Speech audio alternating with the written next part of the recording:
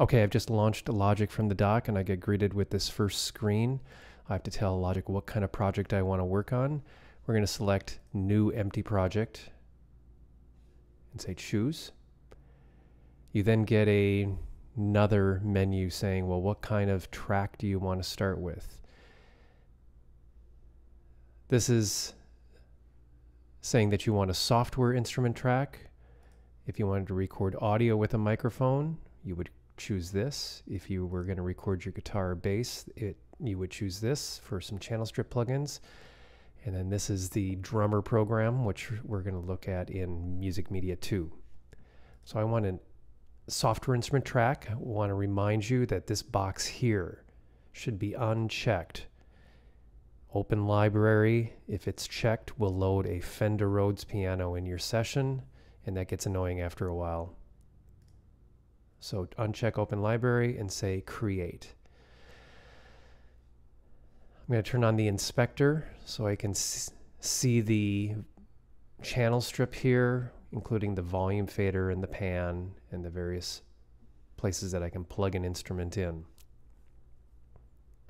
Let's just talk about loading the Ultrabeat instrument. So you need a software instrument track to do the Ultrabeat drum program. You go here to the Instrument tab. Left click once, slide down to Ultrabeat, and then choose Stereo. We'll look at this multi-output another time. Okay, so Ultrabeat loads. This is the drum machine inside Logic. Reminder that Ultrabeat is a sequencer itself, just like Logic is a sequencer here with the playhead and the loops, and you sequence material down the timeline.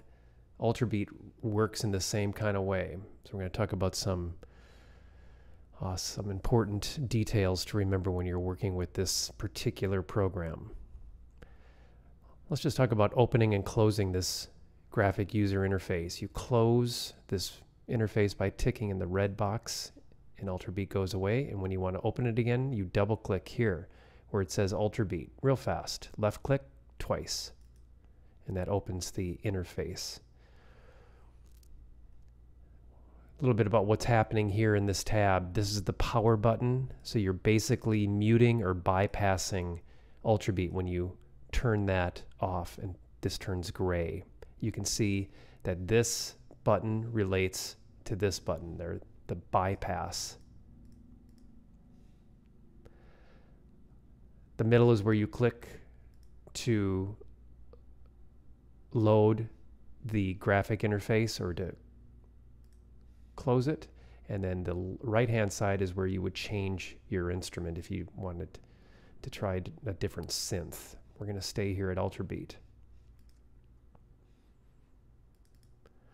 So I've double clicked, I've opened the graphic interface.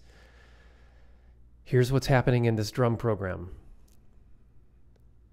You have various drum kits that you can access by going into this drop down list here.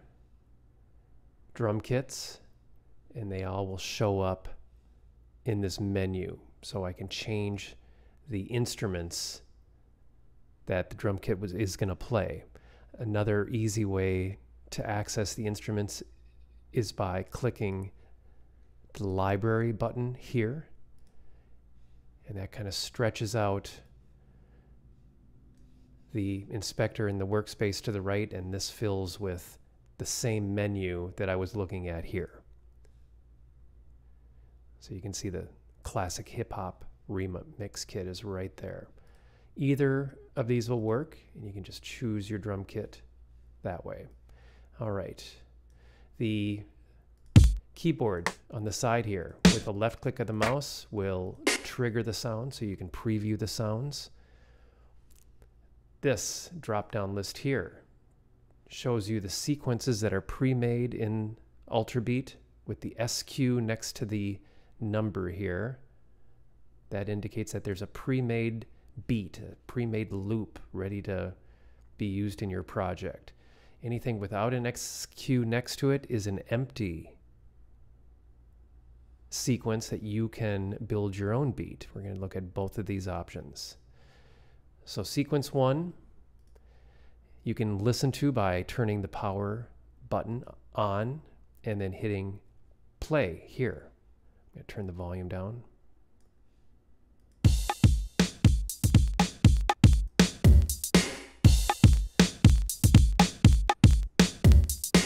Okay, so Ultrabeat is playing back MIDI information. There's two ways to look at the information that Ultrabeat is triggering, and this is the first view that you get, and you could choose an instrument. For example, this kick drum is what's being shown here. I like this full view mode, which gives me this palette to just tick boxes and build my beat that way. Think of this as 2 bars of music. Steps 1 through 16 is bar 1. Steps 17 through 32 is bar 2.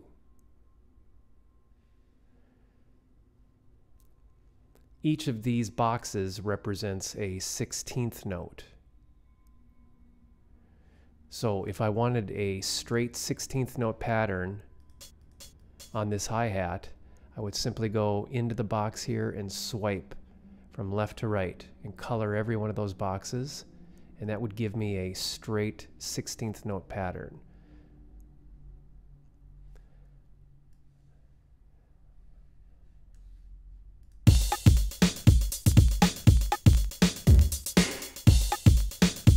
Okay, so important thing to remember here is when you found a sequence that you like, or if you've created one that you like, you want to put it in your range window to start working on a song. It's this tiny icon here that you drag and you drop onto the track, onto the Ultrabeat track, and that's the MIDI information. At this point, you want to turn off Ultrabeat because we can't have 2 sequencers running at the same time. A return key on your keyboard will put the play at the beginning, and then spacebar will play this up here. And as soon as the playhead passes the region, there's nothing more to play. There's no MIDI to trigger, so the sound stops. A lot of people get confused by leaving their sequencer on and hitting play.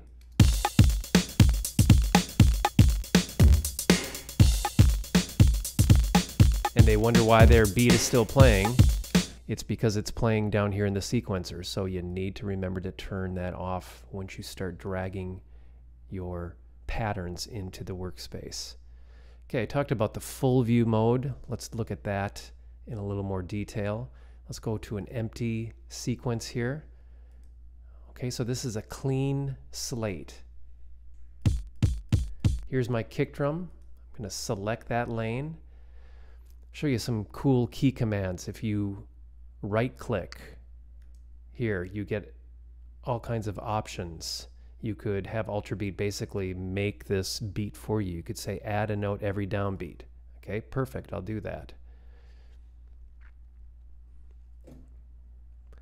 I can go to the conga part and say, hey, add some notes randomly, and it will just kind of piece together a part for me. I already know I like these closed hi-hat 16th note patterns, so I'll just drag that across. If I go back to this kick drum, these bars represent velocity. If I wanted a kick drum note to be louder, I would just pull up the velocity like this. So you can get some dynamics to your beat. Remember, the beat is playing at 100 BPM. I can change this, and now the beat will play at 100 BPM.